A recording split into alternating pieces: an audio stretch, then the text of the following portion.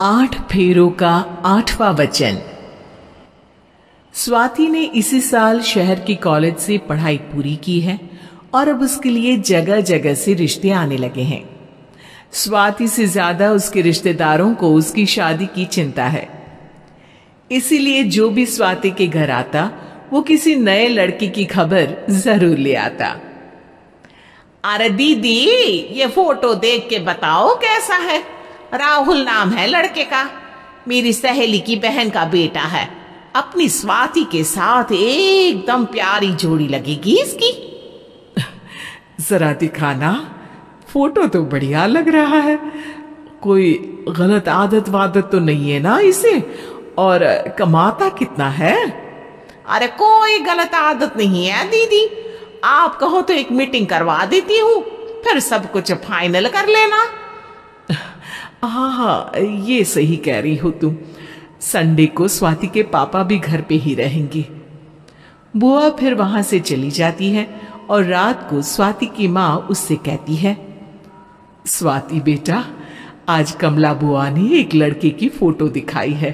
Sunday को वो लोग मिलने आ रहे हैं, तैयार हो ना तुम बेटा? अरे मम्मी, आप कहाँ कमला बुआ के चक्कर में आ जाती हो? अभी इतनी जल्दी कोई शादी वादी नहीं करनी है मुझे। अरे बेटा, अच्छा लड़का है, बुआ जानती है उसे अच्छे से। हाँ स्वाति बेटा, एक बार मिल तो लो, बाद में देखेंगे आगे क्या करना है। वैसे तो कमला रिश्ता लाई है तो मना करने का तो कोई सवाल ही नहीं उठता। संडे की सुबह होती है और कमला बुआ राहुल और उसके मम्मी पापा को लेकर स्वाति के घर आती है। अरे आइए आइए भाभी, इसे अपना ही घर समझिए, इनसे मिलिए। ये मेरे भैया और ये मेरी भाभी हैं। नमस्ते भाभी जी, ये है हमारा लड़का राहुल, सरकारी नौकरी की तैयारी कर रहा है ये। वैसे आपकी बेटी कहाँ है? अरे स्वाति बेटा, बाहर आ जाओ। वैसे कितनी पढ़ाई की है स्वाति ने? जी, पोस्ट ग्रेजुएट है हमारी बेटी साइंस में। ये सब तो ठीक है, पर घर संभालना जानती है या नहीं? हमें कौन सी इससे नौकरी करवानी है, नौकरी तो मेरा बेटा करेगा ही। पर मैंने इतनी पढ़ाई की है और आप चाहती हैं कि मैं घर पर ही बैठी रहूं? अरे स्वाति बेटा, ये बड़ों की बात में तुम कहाँ बोल पड़ी? हम सब देख लेंगे क्या करना है क्या नहीं। हम तो इसी बात में विश्वास करते हैं कि घर के लड़कियां घर में ही रहे तो ज्यादा अच्छा रहता है। वरना भाई साहब, आप तो आजकल के हाल जानते ही हैं, कितनी घटनाएं होने लगी हैं औरतों के खिलाफ। स्वाति बेटा, रसोई का काम तो पूरा जानती हो ना? शादी के बाद तुम्हें ही संभालना है वो सब।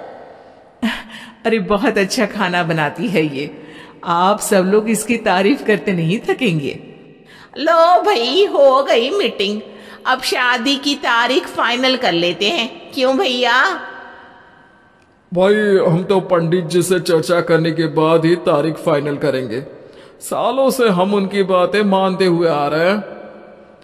लड़के वाले और कमला बुआ की बातें सुनकर स्वाति एकदम नाराज हो जाती है और उसे लगने लगता है कि शादी के बाद उसे घर पर ही बैठना पड़ेगा। लेकिन घर वालों के आगे उसकी एक नहीं चलती और उसे शादी के लिए हाँ कहना पड़ता है। शादी का दिन आ जाता है और सब मंडप में जमा होते हैं। अब फेरों का समय हो गया है, अब कन्या अपने वर से 7 वचन मांगेगी। आप किसी धार्मिक आयोजन में जाए तो मुझे भी ले जाएंगे। आप मेरे माता पिता का भी बराबरी से सम्मान करेंगे, हमेशा मेरा साथ निभाएंगे। आपको दोनों परिवार की जिम्मेदारियां बखूबी निभानी होगी। हर जरूरी बात में मेरी भी राय लेंगे। आप सभी गलत आदतों से दूर रहेंगे। आप मेरे अलावा किसी और औरत से कोई गलत संबंध नहीं बांधेंगे। ये 7 वचन पूरे हुए, वर क्या तुम्हें ये सारे वचन मंजूर है? जी हाँ पंडित जी, मैं सारे वचन अच्छी तरीके से निभाऊंगा। अरे वाह वाह, बढ़िया तरीके से सब काम संपन्न हो गया। तो इसी के साथ विवाह संपन्न हुआ और आज से ये दोनों पति पत्नी हुए। 1 मिनट पंडित जी, अभी एक वचन लेना बाकी है। अब कौन सा वचन है बेटा? मैं अब हमेशा के लिए किसी दूसरे घर में जाने वाली हूं, तो पति के अलावा मैं अपने सास ससुर से भी एक वचन लेना चाहूंगी। अब कहो बेटी। मैं ये चाहती हूँ कि मुझ पर किसी बात की कोई पाबंदी नहीं लगाई जाएगी। मुझे सब कुछ करने की आजादी होगी और मैं भी विश्वास दिलाती हूँ कि मैं एक अच्छी बहू बन के दिखाऊंगी। स्वाति की बात सुनकर उसके सास ससुर एकदम चौंक जाते हैं और कुछ बोल नहीं पाते कि उतने में कमला बुआ बोल पड़ती है। अरे बेटा, ये भी कोई कहने की बात है? रानी बन के रहोगी तुम तो। वचन देने से पहले सोच लीजिए, क्योंकि शास्त्रों में वचन ना निभाने वालों के लिए नरक से भी बदतर सजा लिखी है। स्वाति की चालाकी से वहां मौजूद सब लोग प्रभावित हो जाते हैं और लोगों में बदनामी ना हो जाए, इस कारण स्वाति के सास ससुर को उसे वचन देना पड़ता है। और कैसी अपशकुन वाली बातें कर रहे हैं आप पंडित जी? हमें मंजूर है बेटा तुम्हारी शर्त। स्वाति अपनी समझदारी से अपनी बात अपने ससुराल वालों से मनवा लेती है और खुशी खुशी राहुल से शादी कर लेती है। अब से हर शादी में मैं खुद 8 वचन दिलवाऊंगा। ओम मंगलम मंगलम मंगलम।